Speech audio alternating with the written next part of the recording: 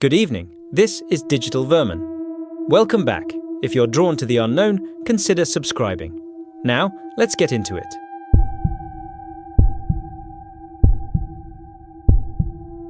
We graduated and nothing really happened after that. No senior trip, no beach week, no big send-off. Our school barely had enough money to keep the lights on, so once the ceremony was over, that was it. Everyone went home.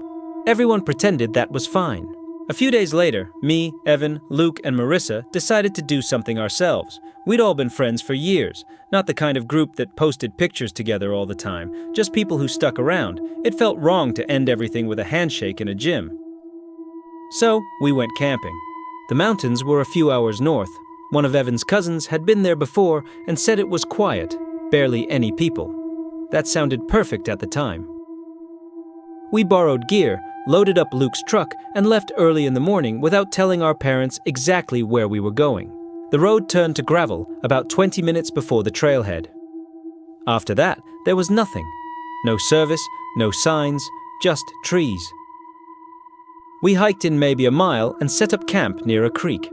The water was loud enough to drown out everything else, which made the place feel more isolated than it already was. The first day was normal. Hot dogs, cheap beer, dumb arguments about music. We talked about what we'd do next year. Evan was the loudest, like always. He kept saying this was the last time we'd all be together like this, which annoyed me because I didn't want to think about it. That night, when it got dark, the woods felt different. I don't know how to explain it without sounding dramatic. It wasn't scary right away, just aware, like the space around us was bigger than it should have been. The fire didn't reach very far, and everything beyond it felt closed in. Sometime after midnight, we heard something moving. At first, I ignored it. Animals move around all the time, but the sound didn't fade. It stayed close. Leaves shifting, a branch snapping, then silence, then another step. Evan grabbed a flashlight and shined it into the trees. Nothing. Just shadows stacked on shadows. Probably a deer, I said, even though it didn't sound like one. The noise stopped eventually, and we went to sleep. The next day, we wandered farther out. There were barely any trail markers, just old paint on trees. That's when we found the trash. Burned foil, empty cans, stuff shoved under logs like someone didn't want it seen. There was a sleeping bag too, dirty and damp, tucked under a fallen tree. Marissa wanted to leave after that. Evan laughed it off, said it was probably some homeless guy passing through. I didn't like how casual he sounded, but I didn't push it. That night, the sounds came back. This time, they didn't stop. It felt like someone was walking just outside the firelight, slow and careful. Every time one of us turned our head, the noise shifted somewhere else. Luke stood up and yelled, asking who was there. His voice sounded wrong in the open air, like it didn't belong.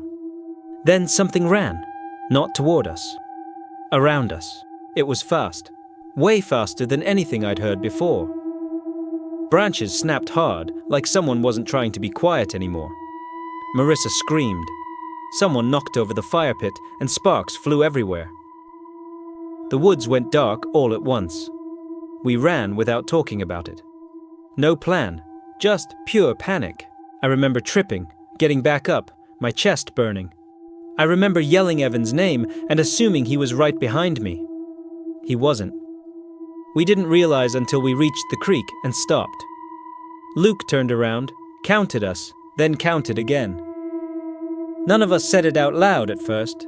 We just stared at each other. We went back. We searched for hours, shouting until our voices gave out. We found Evan's shoe near a drop-off, torn like it had been yanked off. No blood, no sign of where he went after that. By morning, Marissa couldn't stop shaking. Luke looked empty. I knew we weren't finding him on our own. The police came with search teams and dogs. They told us to wait. 2 days later, they found Evan deep in the woods, far from where we'd been camping. They didn't let us see him. They said he died from injuries and exposure. Said he probably ran, fell, hit his head. That explanation felt thin, but none of us argued. A week later, they arrested a man living farther up the mountain. Homeless. History of meth use, violent outbursts. He'd set up makeshift camps and admitted to scaring people away. The cops told us he was angry that we were in his space. They said that was it. Everyone accepted that answer. Luke tries not to talk about it. Marissa moved away and never comes back here. I still think about how fast those footsteps were, how deliberate the noises sounded, how Evan was stronger than any of us, and how far they said he ran. And I wonder if the man they caught was really what chased us out of the woods that night, or if he was just the easiest thing to blame.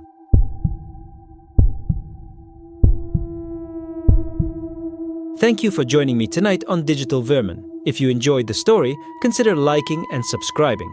More unsettling tales await, so stay tuned. Until next time, be careful where you wander.